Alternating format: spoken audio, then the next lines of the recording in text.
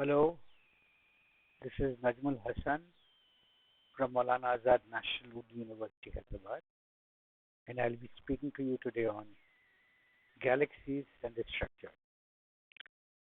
So, what are galaxies? Galaxies are large collections of stars, gas, and dust. By large, I mean there should be billion or 100 billion stars.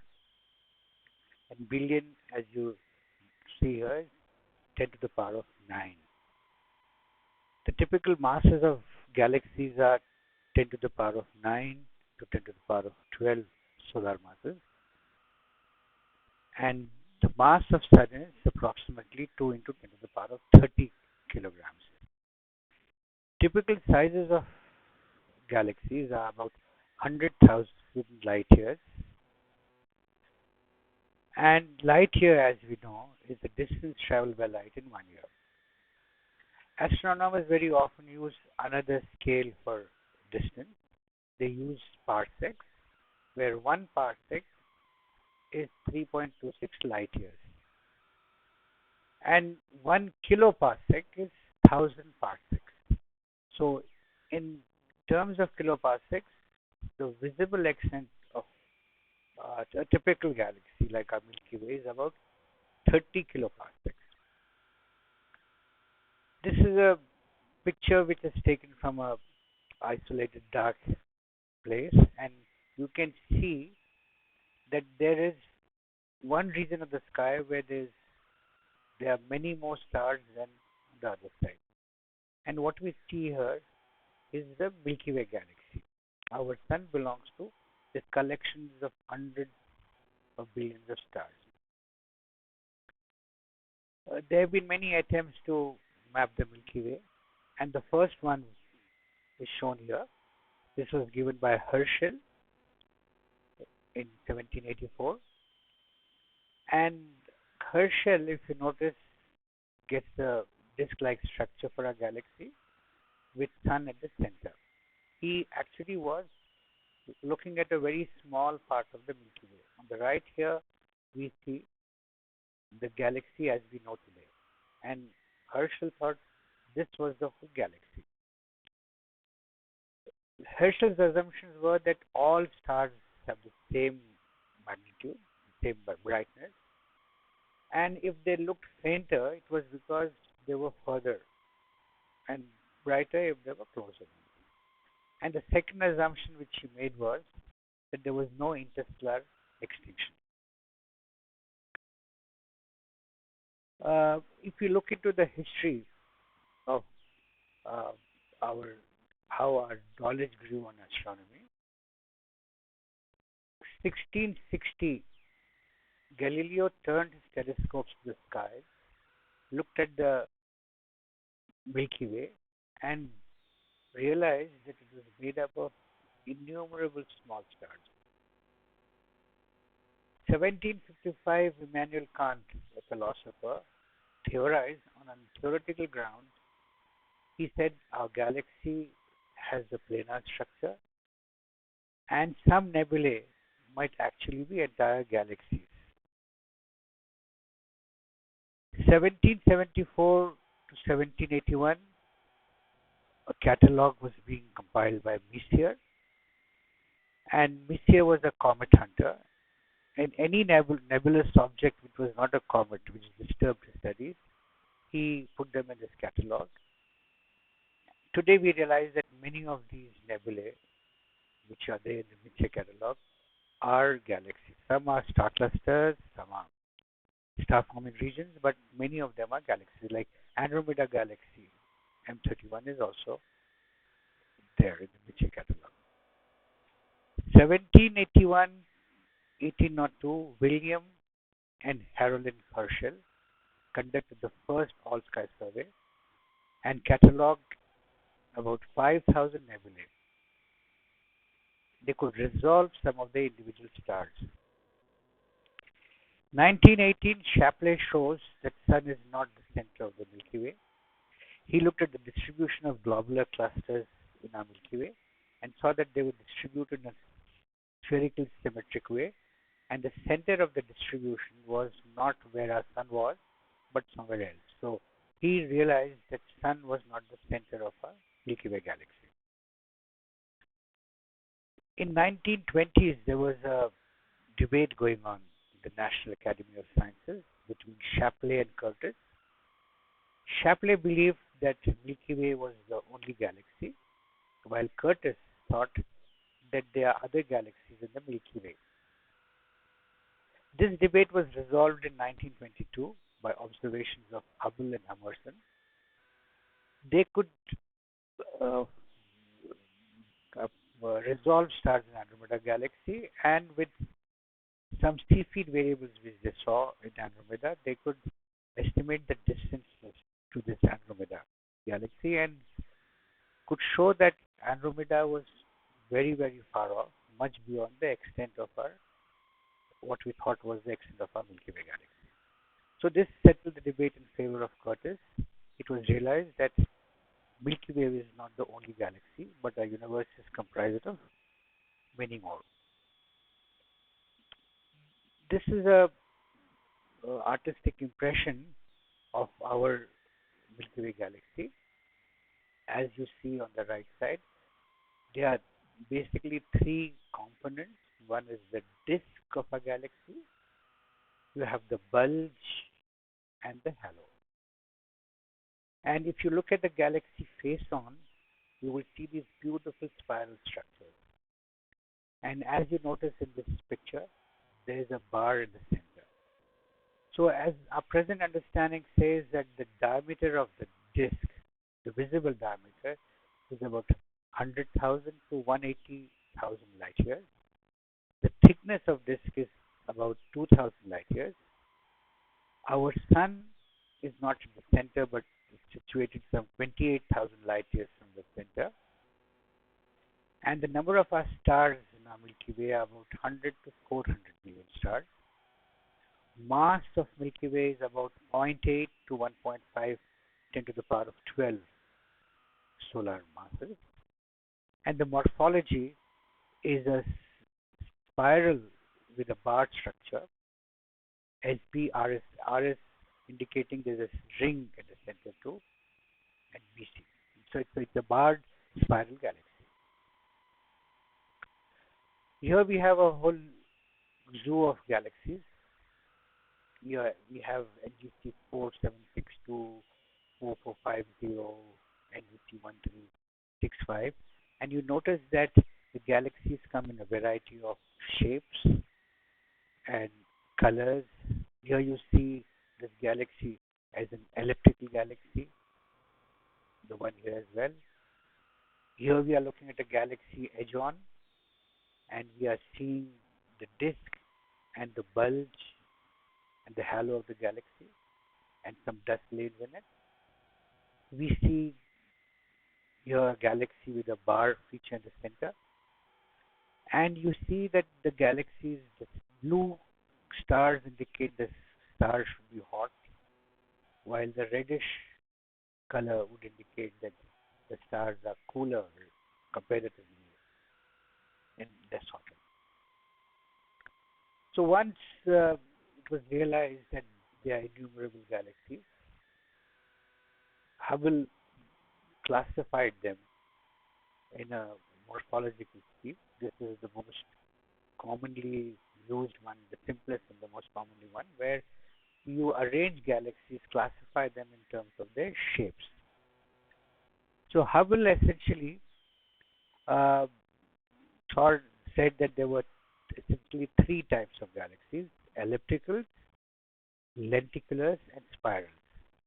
And he said there were a few irregular ones, but they were freak or outliers, so he ignored them.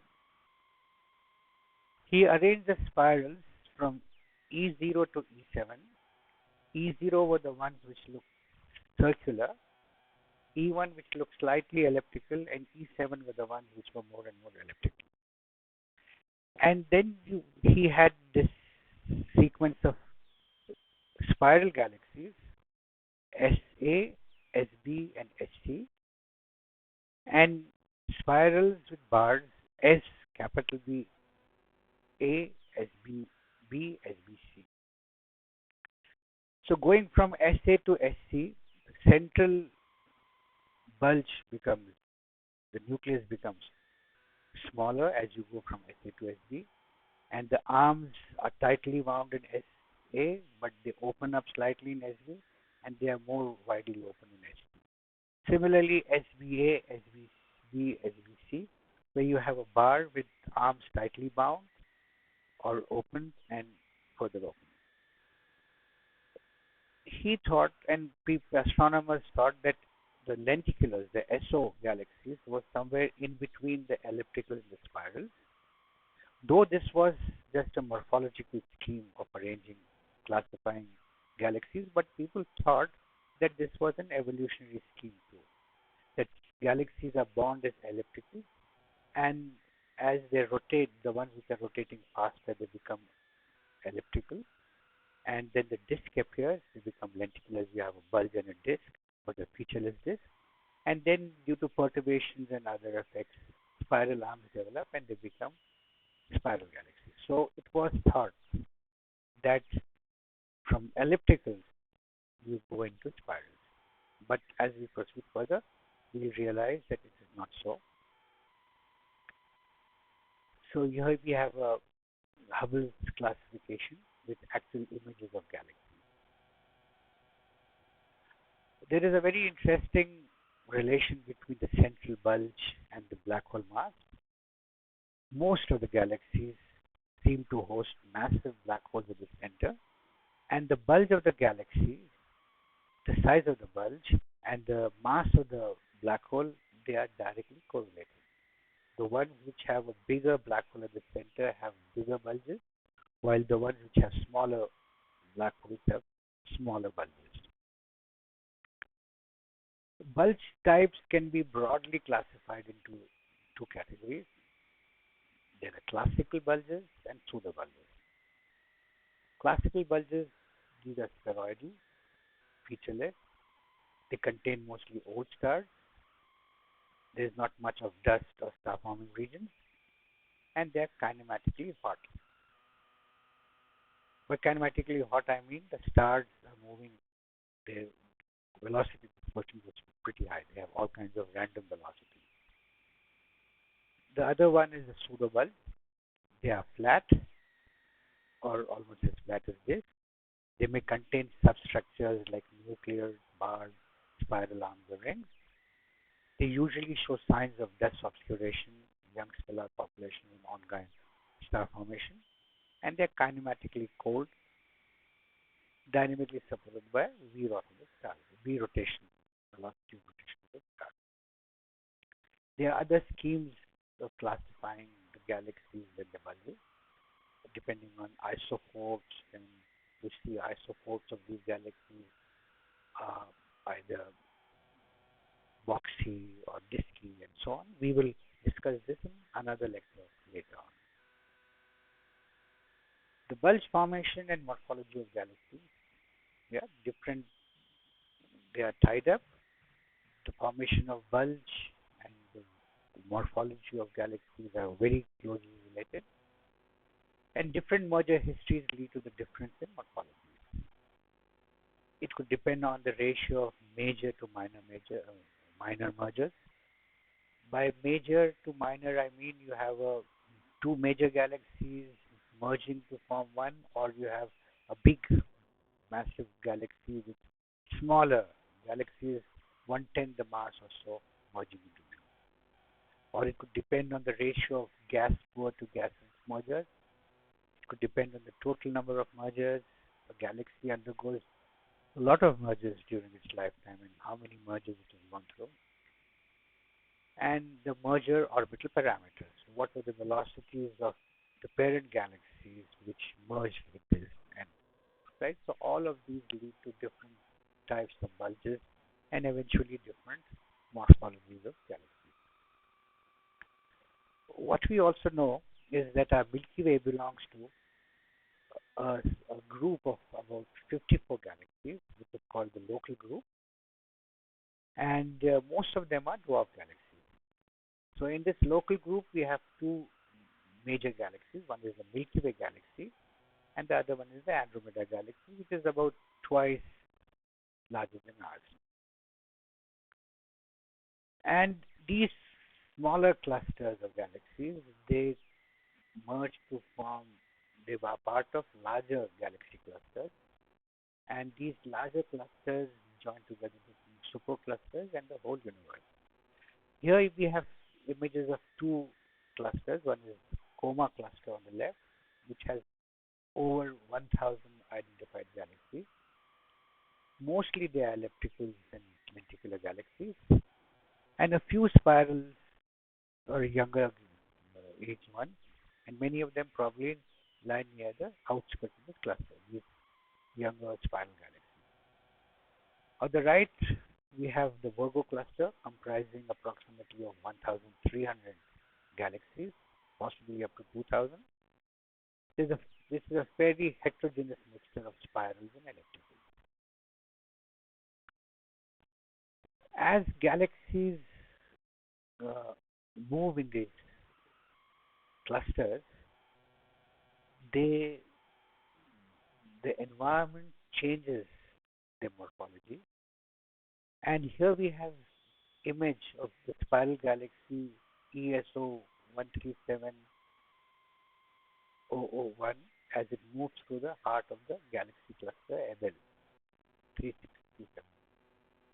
And you will see these streams flowing out of the galaxy. These are outflows, and there's a small animation here which shows how and probably what is happening. So you have this ram pressure, this is called the ram pressure stripping, and you will notice carefully, if you look carefully, that there are streams which are flowing out. So as this galaxy is moving through the intergalactic medium, the cold gas is being ripped off, and this would eventually lead to quenching of star formation, and this is also termed as strangulation.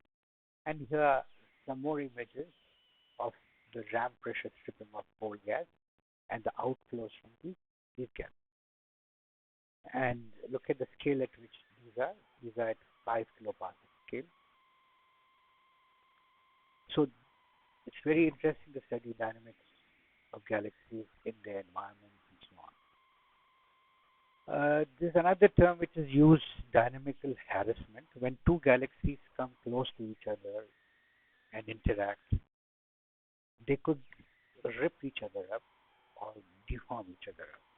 These interactions could lead to massive tails and bridges between galaxies. Here we have antennae, two galaxies in the process of merging, and you'll see these two large tidal tails. And here we have two galaxies which are, there's a bridge between the two. And again we have galaxies sitting right at the center of this cluster, where you'll see these outflows coming from them. Here we have two galaxies hitting on. You have a disk galaxy and a compact one which is coming through, hitting the galaxy slightly off center, and a burst of star formation taking place all over, and this is going through this. So these galaxies, what it is known as, that when galaxies hit each other very fast, then they don't do much of damage. But when the relative velocities are small, then there is much damage which happens, and it could also lead to merging or finally disruption of galaxies. So here's NGC 4676677 merging, which is also called the mice, because they look like two mice interacting. And here I'll show you a simulation of two spiral galaxies which are coming, interacting, and they finally merge to form one big elliptical galaxy. So this is very interesting, because like I had initially said, that people thought that it's the ellipticals which transform, which evolved to become spirals. But here we can demonstrate, we can see that they are spirals which can merge to form an elliptical galaxy. I'll play this simulation again, and I will stop it at a certain moment to show you that we are just seeing the snapshot of two interacting galaxies. This field, it resembles NGC 4678, and you see these big tails coming out. These are tidal tails. So as these galaxies come close and the centers come closer, some stars lose the kinetic energy and they settle down at the center, while some gain energy and they are thrown out in long tidal tails, only to later for some of them to fall back and to form this elliptic galaxy. And notice that there are shells of stars all around, and it's merged to become one huge elliptical galaxy. Here is an image of a big elliptical galaxy, and you can see these shells of stars, something very similar what we got in the computer simulations of these. And here's a multi-wavelength image of a galaxy sitting in the center of a cluster of galaxies, and you see that there are a lot of cores of many other galaxies are sitting here. So this is the sure indication that this galaxy has cannibalized many small ones and merged to become big one elliptical galaxy. So this kind of cannibalism where big galaxies swallow up small one is a normal phenomenon. This has been happening in our local group as well. Like I mentioned, our local group has 54 known galaxies today. Andromeda being the largest and the second largest being Milky Way. And both these, Andromeda and Milky Way, are spiral galaxies, and both have a collection of smaller satellite galaxies. There's a large Magellanic Cloud and small Magellanic Cloud, which are close to our Milky Way galaxy. Apart from that, it has about 15 satellite galaxies. In the past, the Milky Way has probably undergone many mergers. This is evident if you study the motion of stars in the disk and outflows from a galaxy. And in future, it's going to interact with Sagittarius dwarf galaxies, and Andromeda and Milky Way are going to collide. So the fate of our Milky Way, we have here a simulation which shows Andromeda and Milky Way on the process of merging. They are 2.2 million light years away, and the gap is closing at about 500,000 kilometers an hour. The collision is likely after 3 billion years, and they will merge to form one big elliptical galaxy after 1 billion years. So here you can see the process, and the two galaxies, they go past each other, and the cores come back, and they would form to form a big elliptical galaxy. So summing up, we have come a long way in understanding galaxies and its structure and the whole universe. Until 1920s, we believed that our galaxy, the Milky Way, was the entire universe. With works of Hubble and Hasan, we realized that there are other galaxies. And on realizing that there are other galaxies other than Milky Way, it was believed that these galaxies were uninteracting, uninvolving island universes. Now we know that galaxies interact, collide, and merge, leading to changes in their morphology, star formation rates, and destruction. Interacting and merging is a common phenomenon in the history of a galaxy. Galaxies are dynamic systems in a constant state of change. There is a strong galaxy morphology environment. Thank you. I hope you've enjoyed this video, this lecture, and let's get back to galaxies in more detail in the next